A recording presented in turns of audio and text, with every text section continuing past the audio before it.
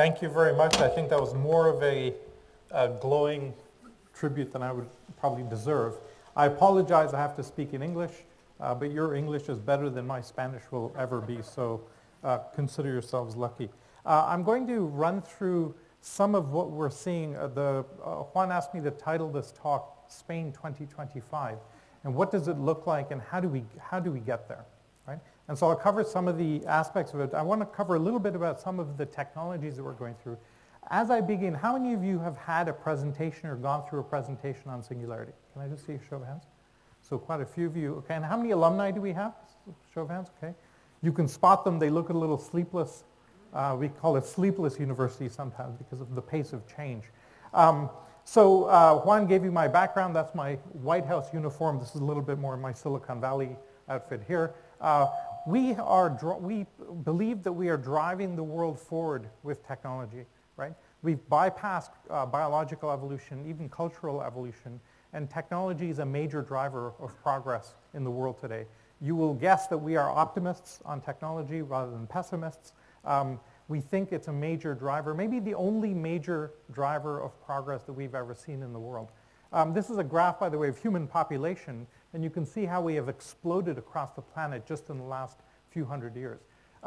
This one chart is the one thing not to forget if you remember anything from today.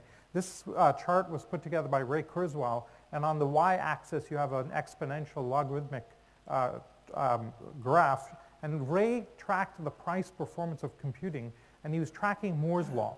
Gordon Moore, the head of Intel, made a prediction that the price performance of computing would double every 18 months, right? And many of you are familiar with Moore's law. What Ray did was he tracked it back, and that goes all the way back to 1900, and he found that we've been doubling steadily the performance of computing for over 100 years. When he saw this, he asked a simple question, which is, why is that curve so predictable and so steady? In the last 100 years, we've had wars and recessions, ups and downs in the semiconductor industry, and yet you can predict that like a clockwork. Something is fundamentally wrong. It shouldn't happen this way.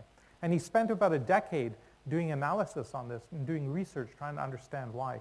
And he came up with a very fundamental observation that once you take any domain or discipline or technology or industry area and you power it with information properties and you turn it into information, it goes into this doubling pattern and its price performance starts doubling very steadily.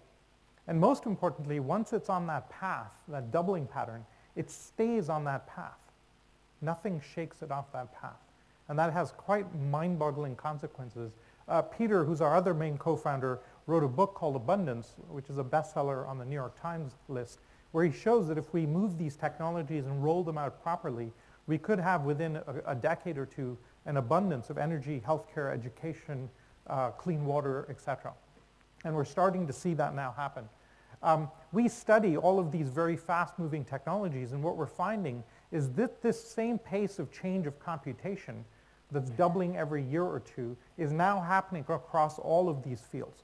Robotics, artificial intelligence, neuroscience, etc. Even energy is powered by that domain. And we've brought together many of the leading thinkers in the world. Juan mentioned a couple of them that come and speak at Singularity as a result. And each of them is seeing this at the edge of their field, that the pace of change is moving very, very fast. This is the original circuit board from the very first integrated circuit, 200 chips on it, and now we have teraflops of computing on that same physical space, right? One of our alumni, Santiago, did a calculation. If the top speed of a car had improved at the same 40% computational increase we've seen annually, we would have a car today that went faster than the speed of light. So give you some sense of how much power you have in your pocket, in your smartphone, right? We know that this took the size of a building 20 years ago, and in 20 years, this will be the size of a blood cell. And the question is, what will we do with that type of computation? What will we be able to do? We can play rich video and all sorts of sensors all in this device, and it's essentially powering most things that we're doing today. And so these technologies driven by all these major breakthroughs are having quite a disruptive impact. The first thing that's happening is we're digitizing the world, right? Note that our relationships today are all digital, not analog. All our communications are digital, not analog, right? Our memories are not in our heads anymore, they're in our smartphones. right? We have unemployed neurons looking for work in our heads, okay?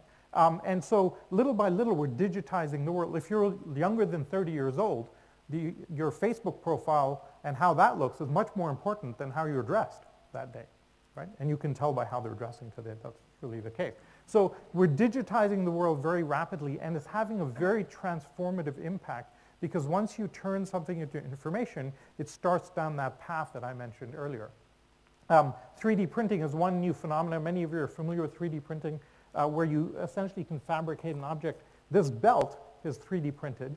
It comes out of the printer in one piece, right? If I gain weight, I just print a new one, right? I mean, and it costs about 50 cents in materials to make this belt, right? I'll just pass this around. You can have a look at it. I'd like that back at the end, by the way, otherwise it disappears. And you can do some very, I could print another one. Yes, yes, I could, but I have 5 more talks to give. Anyway, so we can do some very magical things with 3D printing. This is one of these accelerating technologies. It's been around for 30 years, slowly doubling away, and then when it hits the knee of the curve, it starts to take off, and it's just hit this knee of this curve. These printers used to cost hundreds of thousands of dollars, used by architects and designers to make complex models, then tens of thousands of dollars. The cheapest ones today are $500, and they're dropping in price 50% a year. Okay, so it's moving very quickly. There are 2 inflection points in this technology that have it accelerate. We're always looking for any technology. What are the inflection points to watch out for that will have that technology take off? In 3D printing, there are 2. For the first time ever, we can manufacture things that can't be molded. This shape in the bottom here cannot be molded. It has to be assembled. And yet a 3D printer can fabricate that object. And we've never been able to do that before. The second and more interesting aspect of 3D printing is that for the first time ever, in manufacturing, it's always been true that a more complex object costs more. The design, the fabrication techniques, the materials, etc. The printer, in the same way that your inkjet printer does not care if you're printing 1 color or 20 colors or 1 character or 1,000 characters, the 3D printer does not care what it's putting out. And for the first time ever, complexity is free. And this is quite a dramatic change. So any of those objects cost the same amount to make. That blue 3D printer at the top is about a $2,000 printer, and it will fabricate 70% of the parts to make the next printer. In fact, the first thing you do when you get that home is you print out the last few parts of itself and snap them into place. Right? So we're entering a very strange new world in this. And this at the bottom here is food. If you can 3D print in rubbers, plastics, metals, etc., that's titanium here at the bottom. Why not nutrients, minerals, vitamins, flavors? And we have today chocolate 3D printers. Do not go into pastry chef. Do not become a pastry chef. That industry will disappear in about 5 or 7 years. Right? And so we're seeing this very dramatic change happen. And 3D printing is now starting to become mainstream. In a few years, we will all have a 3D printer at home. Okay? Another level of dematerialization is biotech and bioinformatics. 50 years ago, we found out that life was actually information-based.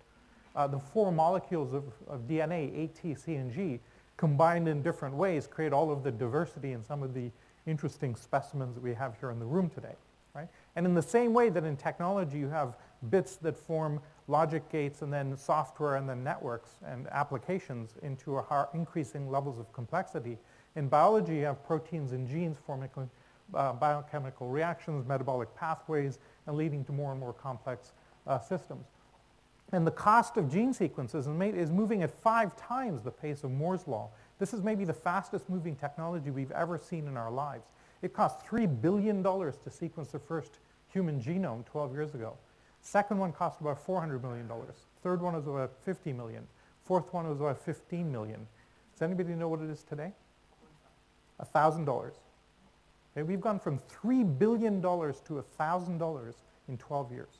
That's almost a 10 times change in price per year.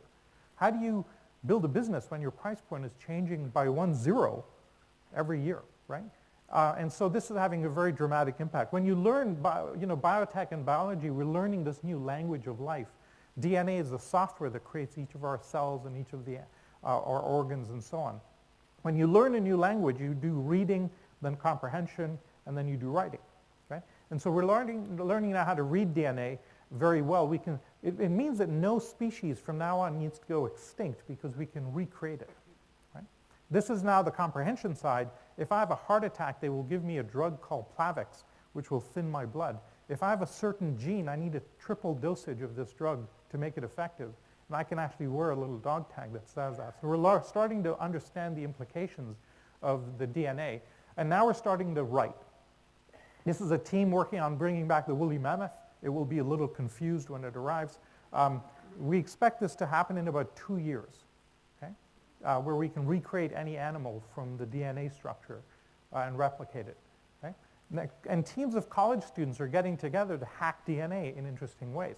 A team from, they have contests now all over the world to see what can we do if we combine DNA in interesting ways. A team from last year, a couple of years ago, took resveratrol, which is the cancer-fighting substance in red wine, crossed it with yeast, brewed beer with the yeast, and now we have cancer-fighting beer. Right? This team took phosphorus, the glow-in-the-dark substance, crossed it with the DNA of a cat, and you can buy a pet that glows in the dark. Right? The cat's not very happy, it can't hide anymore. And this has obviously very large Frankensteinian consequences to it. Right? But if you can do this with trees, some of you may have seen the Kickstarter project for a glow-in-the-dark plant. That was actually done by some of our alumni, which has, again, fairly scary prospects. But if you could plant trees on the sides of the roads that glowed in the dark, we wouldn't need streetlights. So some very interesting applications will come from these technologies, along with the Frankensteinian aspects. What happens when you can have biology shaped? We did this as a joke, but this is now possible. Right? We can actually have biology create things in the way. Because the cool thing about biology is here you have software that can make its own hardware. And that's kind of a cool thing to be able to do. Right? This we did as a joke. What if Kodak had really changed their business model? Maybe they'd still be around today, but this is not real. And we have some of our alumni have actually created a desktop DNA printer where you can synthesize DNA right at your desktop. Right? And this is a photograph from one of our biotech classes nearby in Silicon Valley. The girl in the middle there is 8 years old. She's leading the class because she's really good at synthesizing DNA. She knows how to hold the pipette at the right angle. She's teaching the adults how to do this. And she has no understanding of what are the implications of what she's doing. She's literally manipulating life forms. Right? And so as the next generation grows up with this, I grew up hacking PCs. The kids today are programming the internet. I have a 2-year-old. He will be hacking the family dog. Right? Or me, if I'm not careful. So we're going to have some interesting conversations around this. And how will we deal with the ethics and morals of this? How do we regulate this? And these are some of the issues that we take on at Singularity, because these things are going to happen. That pace of change is continuing no matter what. This is an artist who can pick a cigarette butt off a street, and by analyzing the DNA can recreate the face of the person that smoked the cigarette. Okay? So rather, this is her making a face of herself from her DNA. There's a whole company that's formed that creates mugshots for the police. I'm sure the NSA in the US is all over this in terms of recreating images of who has been doing it. Now we're all leaving DNA wherever we go, on chairs, on our clothes, on the glasses we drink, on the doorknobs, etc. Right? What happens when we can see that in real time as who's been where and what? So we have enormous privacy issues going forward. And now we're 3D printing combined with biotechnology, is we're actually on the verge of 3D printing human organs. We're about 3 years away from working prototypes of complex organs like kidneys and livers and so on. Right? Think about just that one thing, if we can 3D print or fabricate a human organ. That completely changes medicine. Has enormous ethical issues, regulatory issues.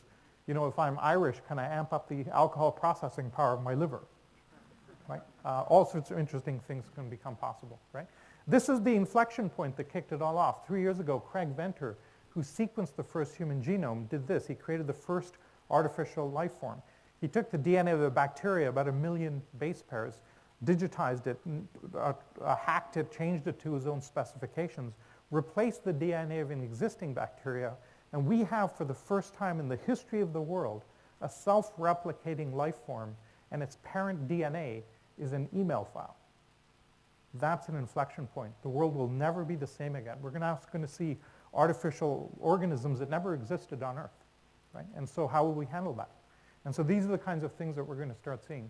Moving on to a couple of the other technologies, artificial intelligence. How many of you have seen the American word game Jeopardy? Okay, a few of you. This is a quiz game that's very complex. 2 years ago, IBM created a computer called Watson that's a very difficult game to play. It has lots of nuances, double meanings, humors, puns in this quiz game. And the computer in the middle there, you can see it's not just beating the 2 best human champions, it's thrashing them, right? That's an inflection point. IBM is floating this to the cloud, and what happens when you can have full language recognition on your smartphone? And we'll have that within about a year, right? What happens in education when I can give this to a child and know exactly how the system can see exactly what is their level of comprehension?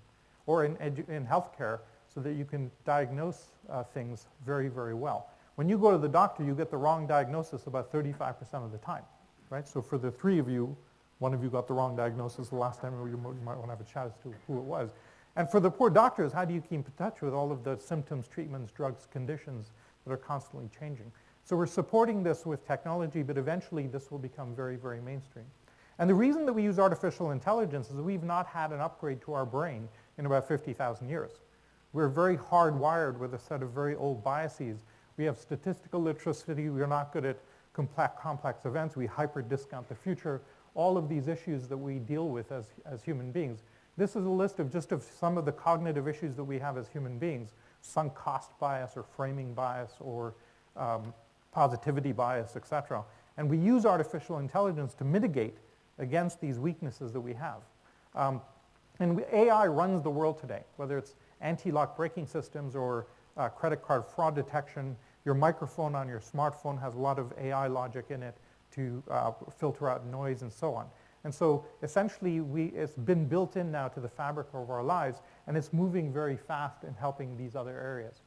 When you take AI and you put it into things that move, you have robots. You've all seen these $20 helicopters that all the kids are playing with. 4 years ago, that same capability cost $700. And 8 years ago, it wasn't possible, right? To have that level of miniaturization, stabilization of servo motors operating at that scale, 8 years ago was not possible. 4 years ago, $700, and now it's down to $20, right? And when something is that cheap, it means that many more people can play with it, hack with it, do things with it, right? This is a video of 2 drones throwing a pole back and forth. One of them is throwing the pole, the other one is catching it in real time and calculating where it will be and being able to catch it, right? This is pretty amazing stuff, and no human being could control it that well. And they can navigate amongst each other, and there's some great videos out on YouTube on how to do it.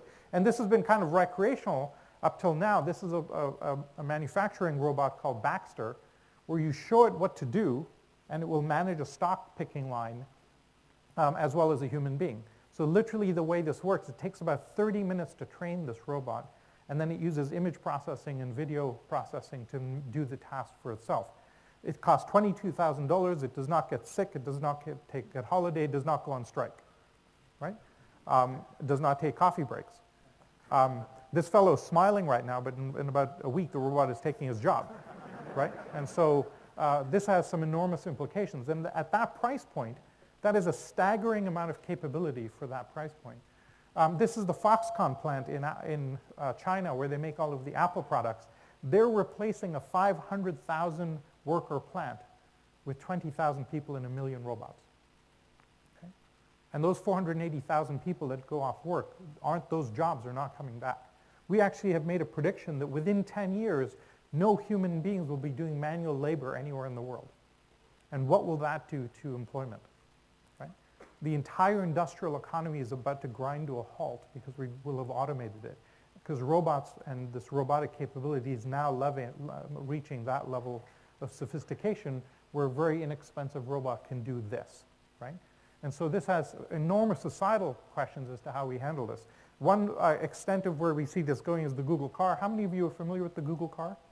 Right? So this is a car that drives itself, uses laser, radar, or LiDAR to create a 3-dimensional map of its surroundings, and it can drive without any human being in control. This car has already done 1 million kilometers today without an accident already. Okay? Very few human beings could drive 1 million kilometers without an accident. You can see it's crossing streets. Those pedestrians, I'm sure, were thanked for participating in the research. And this is very real. We predict that within 5 years, this will be mainstream. within 5 years. We'll have taxi cabs, truck drivers, et cetera, all automated.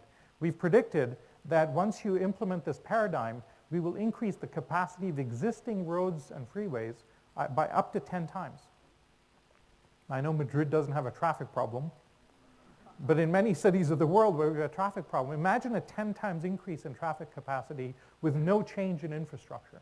That's what's available now with a car like this, right?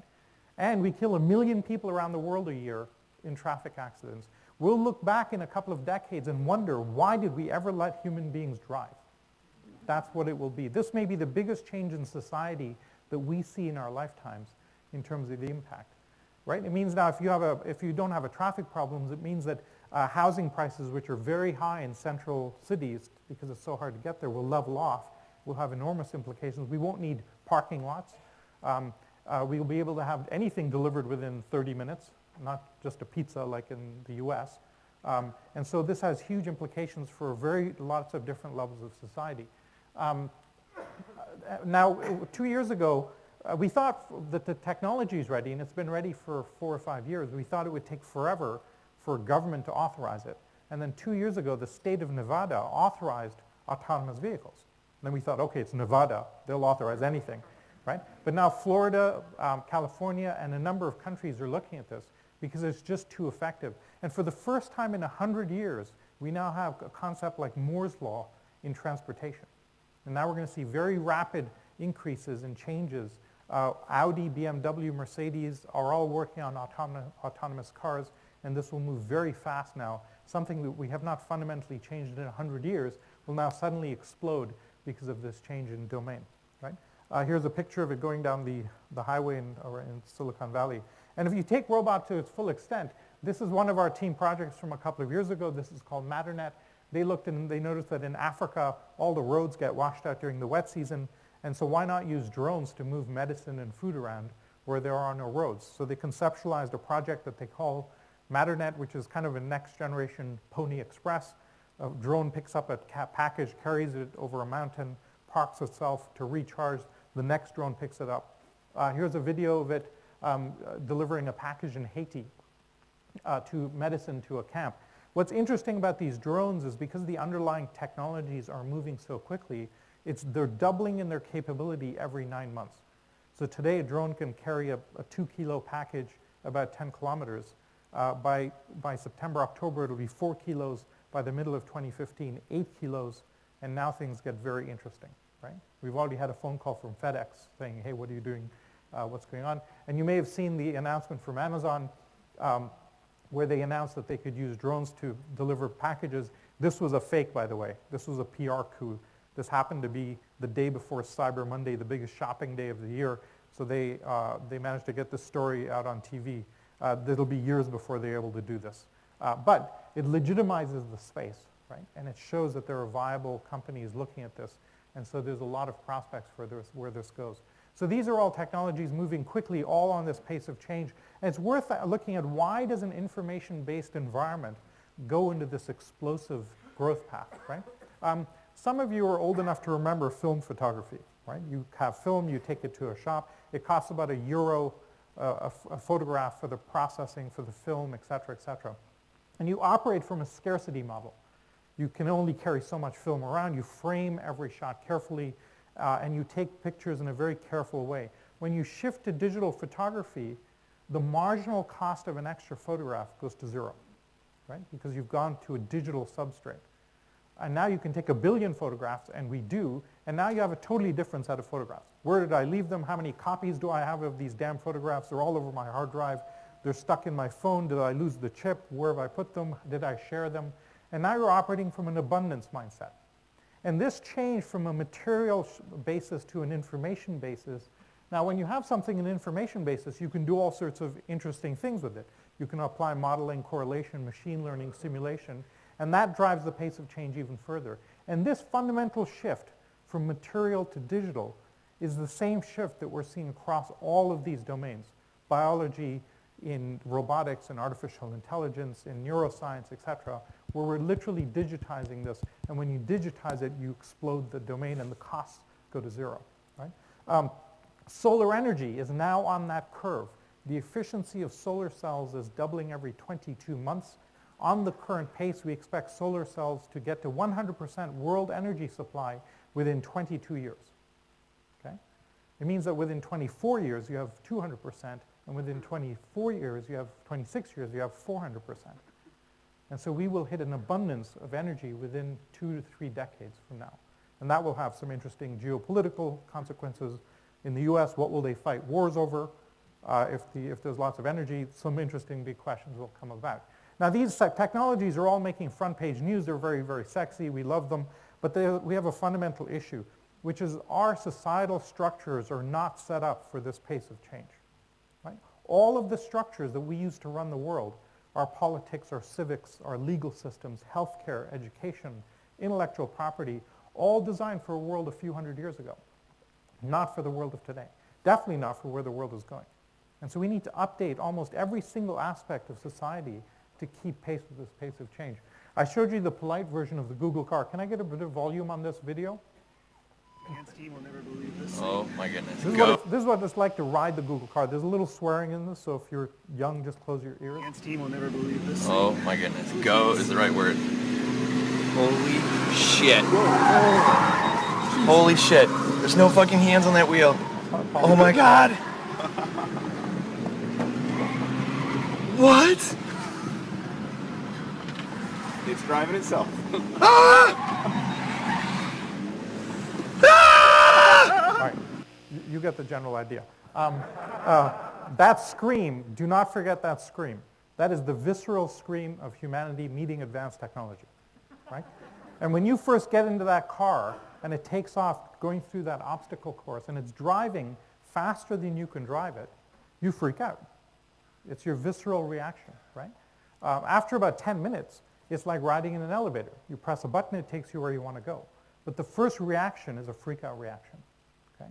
And what we're seeing around the world today is the world is freaking out because of this information age. This is the Prime Minister of Turkey from a couple of months ago. This is a smart, thoughtful, intelligent, experienced guy making a completely ridiculous comment about technology, right? This is the streets of Sao Paulo or Bulgaria, or most societies are now reacting against this new world because information is available about what's actually happening all over the world and people aren't happy, okay? In the US, not much better.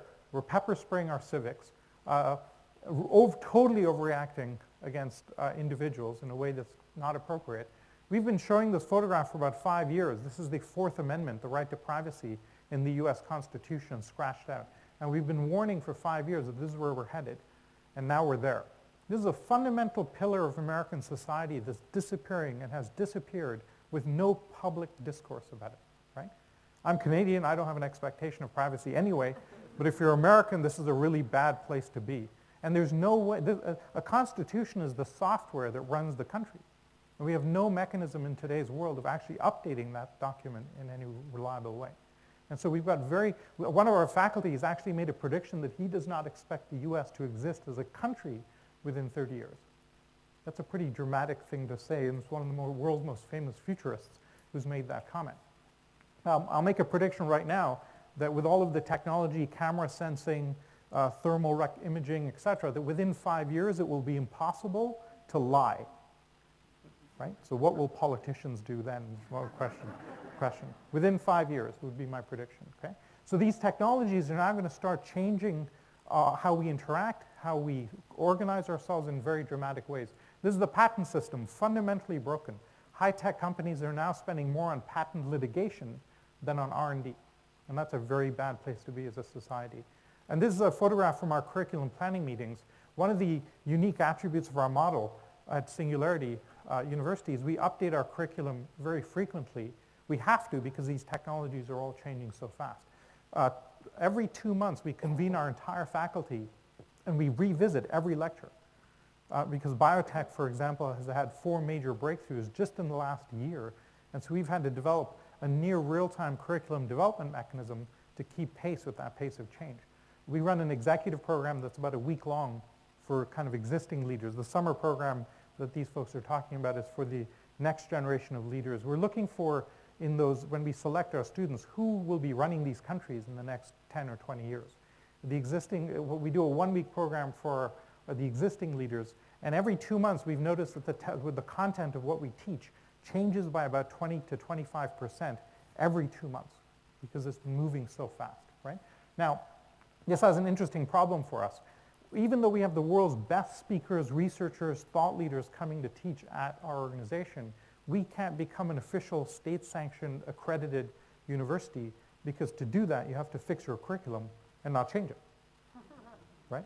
And it brings about a structural issue that we have across society, which is how does any regulatory framework keep pace as technology is accelerating away from us?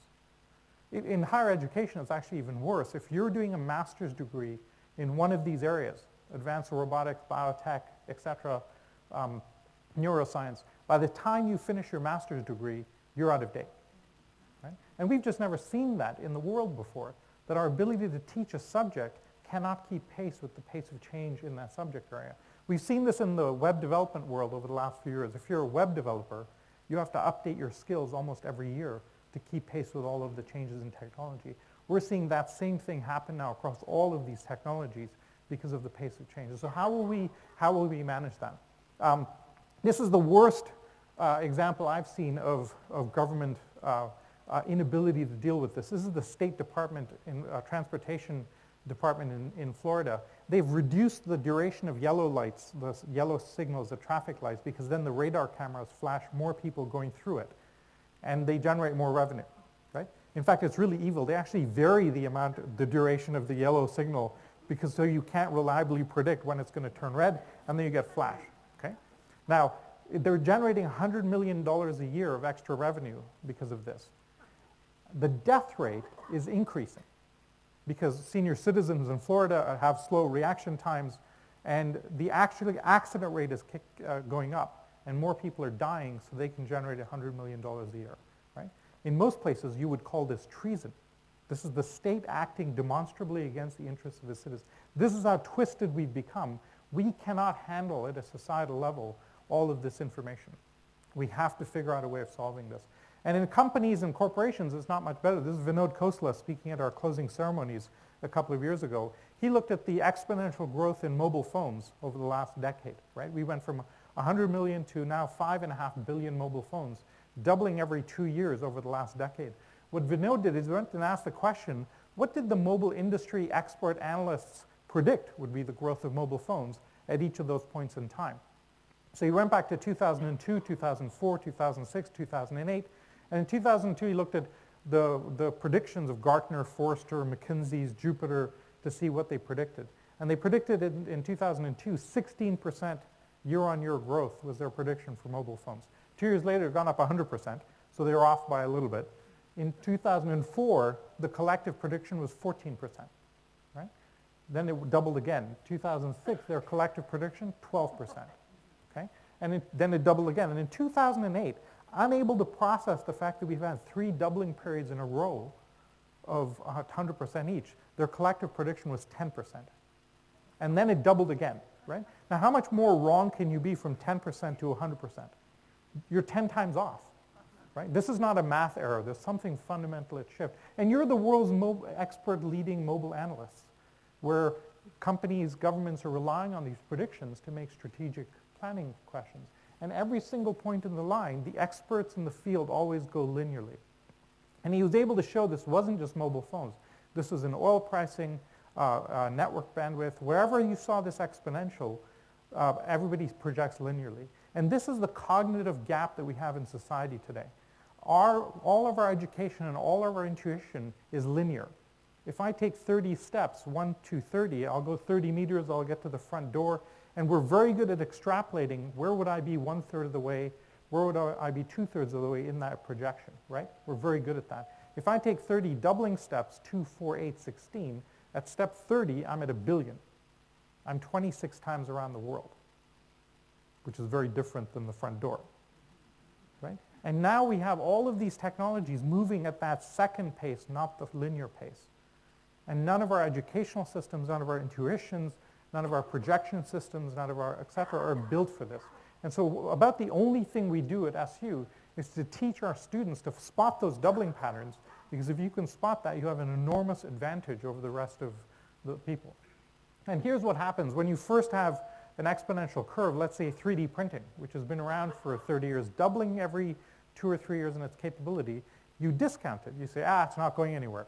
Then it hits the knee of the curve, all hell breaks loose, and then we say, black swan, right?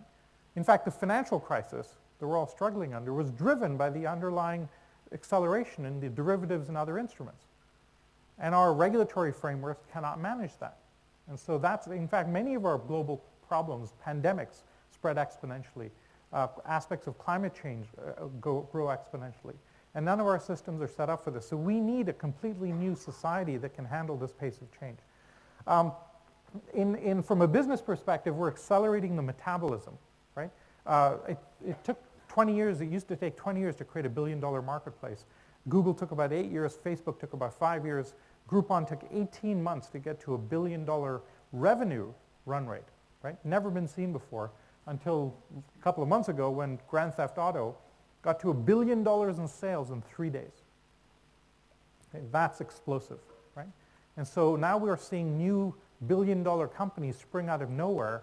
Instagram, Uber, all of these new breed of companies that are, the companies are actually growing exponentially. And in any industry that's been fully information enabled, we see huge deflationary dynamics. This is the newspaper industry, 10x drop in revenues. The music business, same thing, 10x drop in revenues once you see the information model hit. Because it's so efficient to go from source to destination, all the intermediaries disappear, right? Note they call themselves a media business. They're actually trying to sell the physical media, but really it's an information service, right? Netflix, which is streaming of videos, versus Blockbusters, which is DVD rentals, same basic thing. And we've seen industry-level disruption, but now we're going to see macroeconomic disruption at a country level. I mentioned that within a few years, we'll all have a 3D printer at home. The foundation of the Chinese economy is basically assembling and shipping cheap plastic parts. What happens within a few years when we can all print those things at home, right? So and how do you shift 1 billion people? In India, a big chunk of the economy is the call centers in India. We're automating that with artificial intelligence. Within 3 to 4 years, we'll have millions of people out of a job in India, right? In manufacturing, you saw what was happening in robotics. And so we're going to have some very structural issues hit at a country level now in the next few years. And we are not really set up for this, as I mentioned. Even in a sector as old as, say, healthcare and medicine, this is Vinod Khosla again. He made a prediction that within 10 years, 80% of what doctors do today will be replaced by technology. 80%. Right? 3 months ago. Okay. You have a little bit of time. Okay? If you start now, you can finish your medical degree in 7 years, and then you have 3 years of thing. Okay, so this is causing some pretty hellish outcomes. We have a new pope, so we have unemployment, we have lack of entrepreneurship, leadership, systemic failure, all sorts of issues across the board, right? And we have 2 options as to how we go. The future that we're currently pointing towards is a mass amount of societal disruption because we are not set up for this pace of change that's causing a lot of stress. We can shift the future to a world of abundance. And I want to talk about how we get there and specifically what can we do here in Spain. So where do we go from this? The last vector in this is the democratization of this, and this is the solution. One of the hallmarks of these technologies, because the price is dropping, it means anybody has access to them, right? A farmer in Africa with this smartphone has more information capability in his hands than Clinton did when he was president. That's a profound thing to be able to say, that we've gone from the richest man in the world to one of the most poorest people in the world in less than a generation, right? And when you can have this in somebody's hand, they can tell market prices, they can build all sorts of stuff with it. We will see major new innovations coming out of emerging markets that will leapfrog the status quo here. So I think there's 4 things to do here in Spain. I think the first is transform education, and I'll talk about what I mean by that, because at the heart, you need to teach people that the world is in a fundamentally different place, and I think we're going to see education fundamentally transform. The second is how do you create jobs and employment? Because this is fundamentally a structural issue. If we can't provide work for people to do, then essentially everything else is useless. The third is the spur entrepreneurship, and the fourth is improve government. Let me touch on each of these in turn. I want to get a little volume for this video. This is John C. Lee Brown. He ran Xerox PARC for about 20 years. and he's speaking at a commencement address on education. I want you to hear what he says. Oh, we have a joke at Singularity that AI is really easy, but AV is really hard. So let me just see if I can get back to the video. Click. But we now live in what we all in this room would call the exponential world, where basically we no longer have these long periods of stability with which to reinvent how we work, how we learn, and so on. What we're entering is a world in which, in fact, we can't even tell our students what they should know 5 years from now. Because, in fact, we're moving into a world in which the average half-life of a skill is moving from about 30 years to about 5 years. That means that we're going to have to do most of our learning after we leave here today, and we're going to have to do most of our learning in the workplace itself in one form or another. In fact, those of us that design... So he goes on to talk about what are the impacts on companies and the fact that all of our corporations and businesses are built to scale efficiency, whereas now we need to scale learning, right? And so we're going to see a big change in how we see corporate architectures built. And I'm actually writing a book on that with SU right now. But fundamentally, let me talk about education, because I think that's a critical aspect of where we go. We're seeing a fundamental shift in education from what we would term as push systems into what we would term pull systems, right? Today, we get kids into a classroom and we try and shove algebra into them, okay? And mostly they're thinking about lunch, right? They're not really paying attention. And we are moving in the same way that we don't teach facts anymore. We pull it down from Google or Wikipedia as we need to. We're now moving to pull-based episodic learning systems where you can pull things down as you need to, when you need it, right? How many of you are familiar with the Khan Academy? Right, quite a few of you. The Khan Academy now has about 3,000 short 6-minute clips on any particular topic. And there are schools that are now forming that say, okay, if you need 10-year-old mathematics, go watch these 8 clips. Then the teacher becomes the guide and the mentor, which was always the intended role of the teacher, right? And so we can shift the burden of all of the repeated boring lessons to videos and essentially do guide by the side type of approach. This is they actually can give a quiz and see the analytics, like almost like a Google Ads analytics on how well is the class learning. And the teacher can see that they're doing really well in fractions, but they're not really good on integers, and focus on that part of the lesson. And so we're going to see very good analytics come out of these as we change the way we do education. And where we're heading is really what we call 21st century skills, which is how do you learn? Collaboration, communication, technology, adaptation, and most learning systems are moving towards this 21st century approach of teaching and getting across how do you learn rather than trying to teach content, because the content is changing very, very fast. And this is scalable. This is what technology allows us to scale this. Last month in the US, they said, let's inspire kids across the country to learn how to code. And they asked people, get your kids to spend 1 hour learning how to program. 15 million kids around the country spent an hour programming. More people learned programming in that hour than the entire history of computer science in the US, right? And so we're going to see some really dramatic and magical things come up as these online learning systems and collaboration systems take hold. This is probably the most interesting idea I've seen. This is called democratic education. And this is to solve the student interest problem. So if a 7-year-old shows up at the school, the first thing they do is they say, what do you want to be when you grow up? And maybe the kid says, I want to be an astronaut. Then they actually create the curriculum right there based on what the child says that they want to do. If the kid wants to be an astronaut, then you need to know astronomy, you need to know team building, you need to know safety skills, you need to know physics, and you literally create a curriculum for the child. Different age groups participate in the same classes so that the older kids teach the younger kids. 6 months later, if the child says, I want to be a fireman, they go, great, now you need chemistry, you need safety skills, you need to know equipment, and you constantly change the curriculum based on what the child says. Now this lines up the parents, the children, and the teaching system for the first time ever. And this may be the most interesting system that we've seen so far. So this whole kind of shift in education is happening in front of us, and the existing system will not be fixable. We have to essentially let it implode on itself and create new systems on the edges that then become the new center of mass for how we do things. The second part of this is really jobs and employment. If you want to create jobs and employment, you have to worry about entrepreneurship.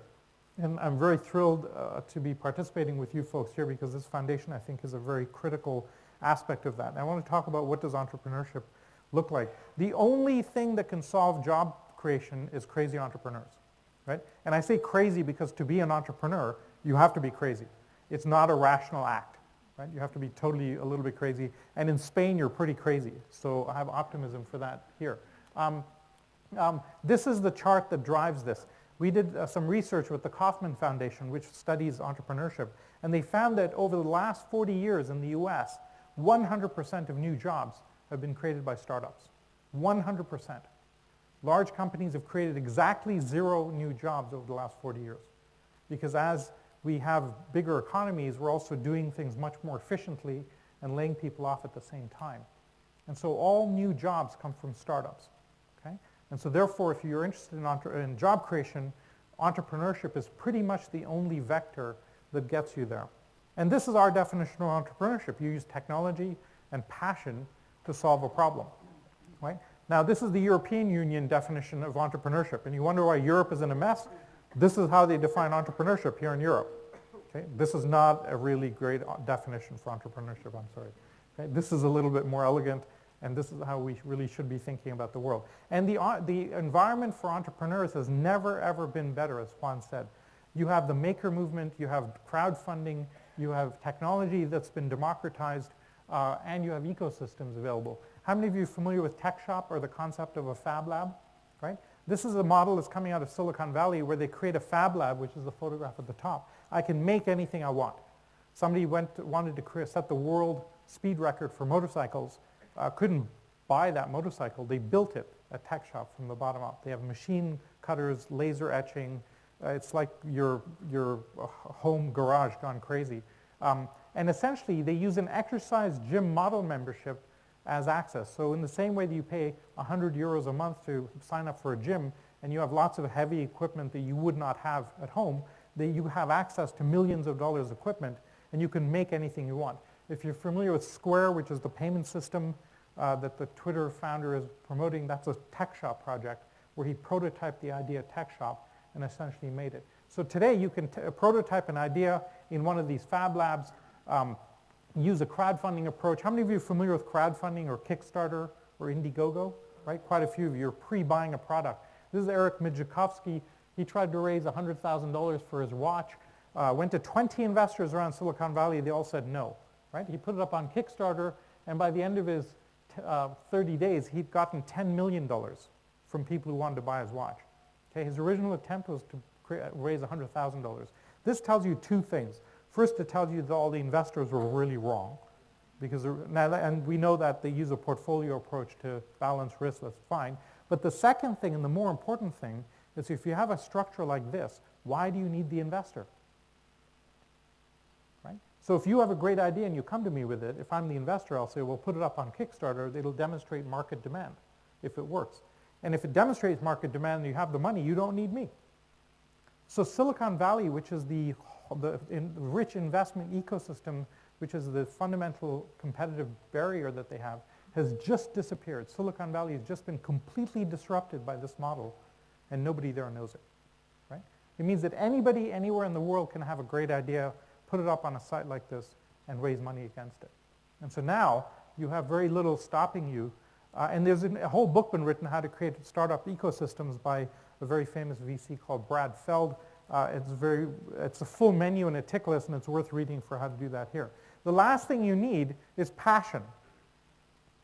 And you have passion here. Right? Canada, not so much passion. Right? France, forget about it. Okay? Spain, you have passion. And so when you can take the natural passion that you have in the people here, apply it with all these technologies, what do you have available to us? The last part of this is really the government stuff. I won't spend too much time on that, but fundamentally, there are 2 ways of dealing with the government. The first is the governments are now starting to open up data so that people can build apps against it. Even Paris is doing this, right? Paris, really. So they're opening up data sets for how citizens moving around, how parks and public services, and essentially you can mash up data sets and build interesting services against it. to say, hey, whenever 50 people or more are in the same place, let the vendors know so they can go there and sell things, right? Simple types of apps like that will change how we do civic society by opening up these types of services and data sets. The second part of this is you need to hack government. One of the major barriers here towards entrepreneurship is the regulatory framework. In Silicon Valley, if I build a company and I fail, it's relatively easy to shut it down from a legal perspective. If you build a company here and you fail, you get slapped with criminal charges and then they ask what happened. This is not conducive to entrepreneurship, and yet entrepreneurship is the only way we're going to solve jobs. Okay? So I have a way of hacking that. I think with a Fundación like Pino or a big company, you create a shell company, and every entrepreneur is one product inside that shell. So if the entrepreneur fails, it's not a legal problem of the whole company failing. Okay? Just that one product has failed.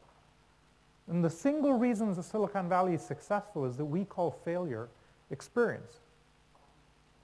Here, it's a social stigma, and we'll never let you build another company again. And think about it in the way that we teach a child how to play the piano. If the first time a child played the piano, they weren't very good, we don't say to the child, don't ever play the piano again. We say, go back and practice, and do it again until you get it right. Every successful entrepreneur has had their string of failures because it takes time to learn how to build a company. And so we need to encourage that type of thinking here, both with the social structures, and we'll do that, I guess, at the closing ceremonies, but also there's ways of doing this where you can hack the system a bit, right? Because one thing is for sure is that this change in pace is not slowing down. The pace of change is accelerating. You'll hear that we're kind of running out of computation in integrated circuits. Now we have quantum computing coming along, and quantum computing gives us essentially infinite computing, and this will happen. 10 years ago, we had maybe 400 million connected devices to the internet. Today, we have 8 billion connected devices. In 10 years, we're going to go from 8 billion to 50 billion connected devices on the internet. And shortly after that, we'll get to 1 trillion. Okay? Think about that, just that one metric. We're going from 8 billion today to 1 trillion connected devices in a couple of decades. We think we're 30, 40 years into the information revolution. We're really just 1% of the way into it. We're just starting. Okay? And the number of people online was going from 1.2 billion in 2010. Today we have 2.4 billion people online. By the end of this decade, in the next 5 to 6 years, we're going to have 5 billion people online. And they're all going to have one of these. This is the new Indian Akash tablet. It's a 1 gig Android tablet with a phone, camera, Wi-Fi, everything. It's $35. And it's dropping in price 50% a year. In 2 or 3 years, we'll be giving these away for free in cereal boxes, because you won't be able to sell people anything until they have one of these. Every student in the world will have this. And what will become possible? And Google, if you have internet problems, Google is floating up high altitude balloons to offer free internet access anywhere in the world. This is called the Loon Project, where they have high altitude balloons with a receiver like that. And they've shown that this can work. Okay? Now, I want to end with 2 examples. This is Emiliano Cargiman. He's one of our alumni from Argentina. He's been voted by our faculty the most likely alumni to actually impact 1 billion people. What he's doing, he's floating nanosatellites about this size up into space. And with a cluster of these, he's going to be able to provide video and photographs. And he'll be able to provide real-time video anywhere on the planet to a 1 meter resolution. Okay? And this tweet from a couple of months ago, his 2nd satellite just launched. Okay? And this is a magical thing. It used to be that only a big country or a big government could launch a space effort. And this is a single kid with a good idea doing this. Now imagine having video to 1 meter anywhere in the world. That's kind of scary in its own right. That's a separate issue. But he's going to open this up like an app store, and anybody can build applications against it. Okay? So the very interesting things will come from this. And here's another one that I've come across recently. This is called Quotient Labs. It's a 10-person lab in LA. They have solved the problem of superbugs, antibiotic-resistant bacteria in hospitals. Their second thing can solve all allergies and the common cold. and this is a 10-person lab. This is the magic of what we have available to us today, that small teams anywhere can use technology in a very, very brilliant way. So I think we have this choice to make of how we shift from a scarcity model that's driving us towards societal disruption to how we shift society to this abundance model. And I think where Spain has an interesting opportunity is that you have to do something now. Canada, the rest of Europe, the US is sitting around not doing much. You have an opportunity in Spain to actually do something. And thanks to the efforts of Juan and our other alumni and the contests we've been having here, we have more Spanish alumni than almost any other country in the world, right? Too many Spanish people in our organization. And we hope that we have more. And I think this is where interesting things will happen. So thank you very much for your time. Thank you for sponsoring the contest.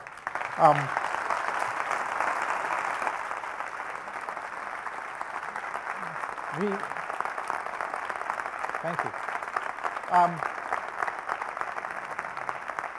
We have a few minutes. We have a few minutes for questions. If you want, if you have any, I covered a few different areas there. So if you have any questions, throw them out. And if you want to speak in Spanish, I have the technology. Any questions? Preguntas para Salim. Yes.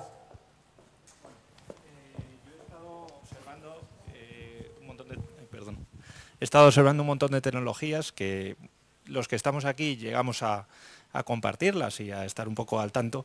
Y lo que he hecho en falta es, o por lo menos, cómo está el mundo de la interacción con estos dispositivos. Es decir, cómo nos vamos a comunicar. Tenemos ahora pulseras que ya adivinan nuestros comportamientos. Yo salgo de casa, pulso y lo tenemos en el bolsillo, o sea, es, por $100 o por 150, pero llegará un momento en el que yo interactúe con un ordenador y le pueda decir, oye, recógeme, ¿qué me está diciendo esta persona? ¿Me lo apuntas? Esa interfaz, ¿hacia dónde va? No sé, es una pregunta un poco abierta, pero me gustaría saberlo. Gracias. Sure. So how do we interface with all of these new technologies in an effective way? Two ways of answering that. The first is that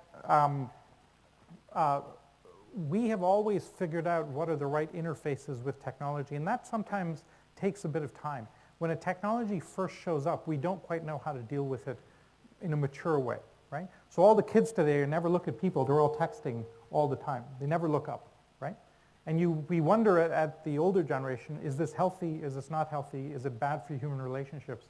I was talking to a linguist who said, look, you may think of it in a bad way, but if you use emoticons, they represent for the first time in the history of human language the ability to communicate emotion. We've never had that in the language before. So there's positive sides of it as well. And we'll learn how to balance that out, right? The second way of answering that question is technologies go from being deceptive to disruptive. So these technologies take off. And the thing that has it go from being deceptive to disruptive is the user interface, right? So Steve Jobs did this with the mobile phone, and he made it 1,000 times more usable. The robot Baxter has just made robotics 1,000 times more usable than it was before it was introduced. So we hit this usability level, and this is where you need design, the artistic feel.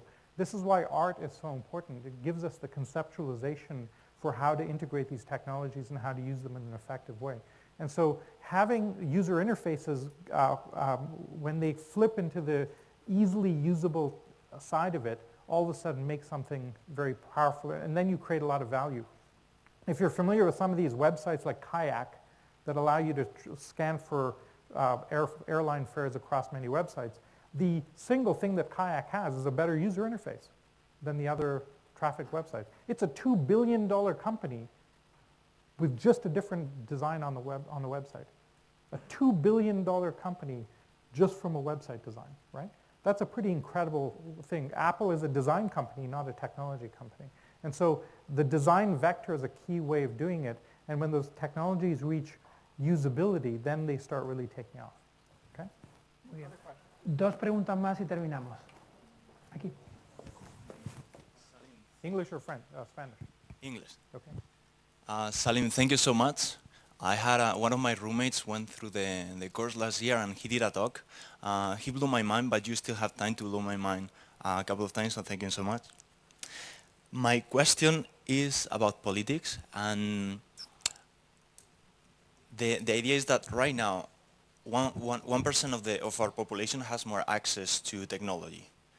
So for them it's easier to run our society. So for example, somebody in a tribe in Africa cannot make decisions because they don't have that access to technology, right?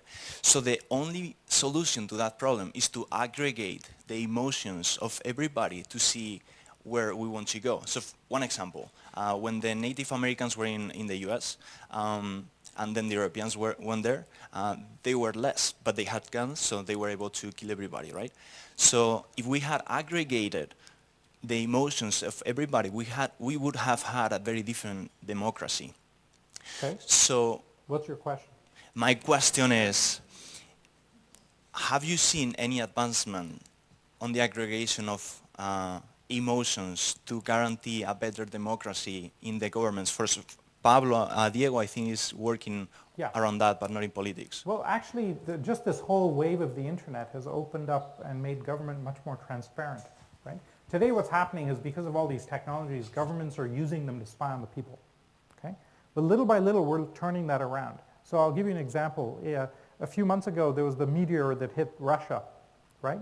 And there were about 60 live video captures of that. It's a 2-second clip, but there were about 60 or 80 different video cameras that caught that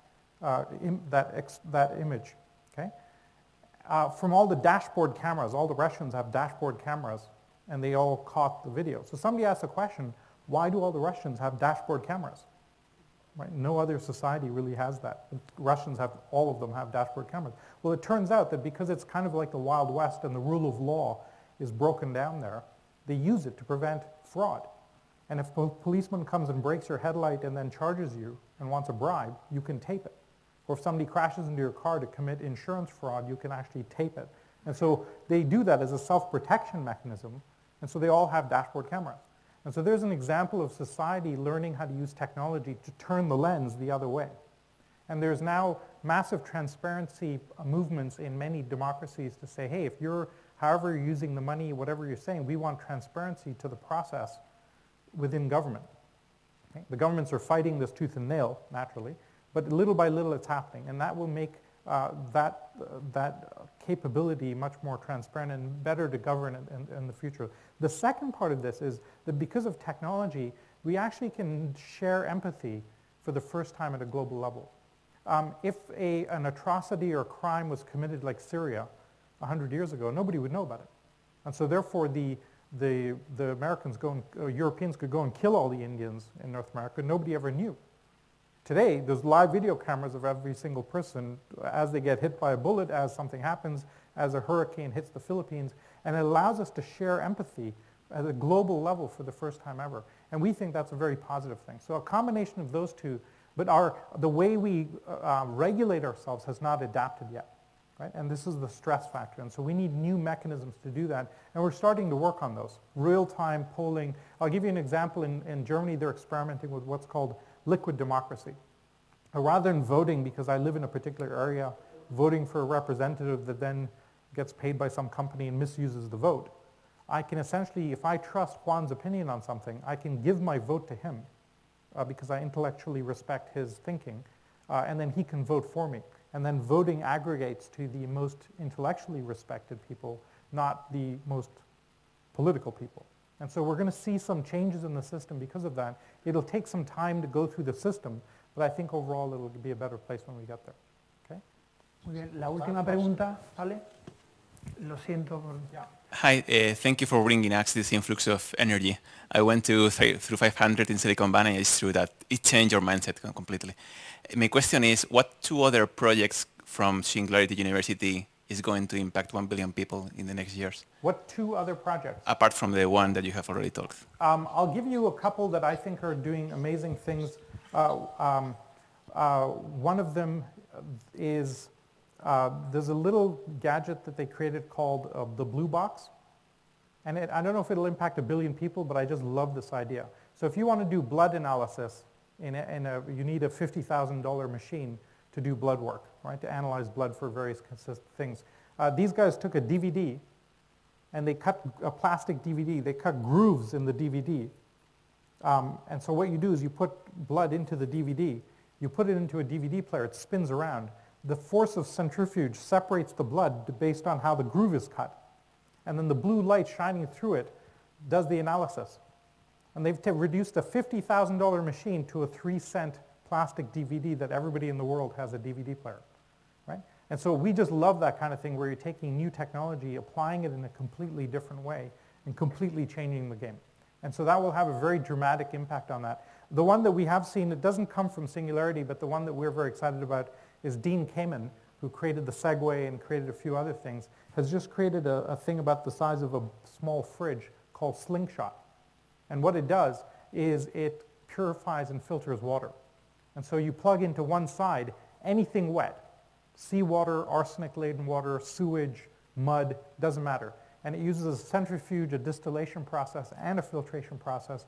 Out the other side comes 100% pure injectable water. Right?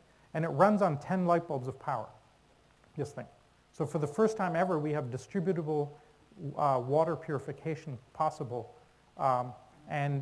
When you have clean water, you take out half of the infectious diseases in the world.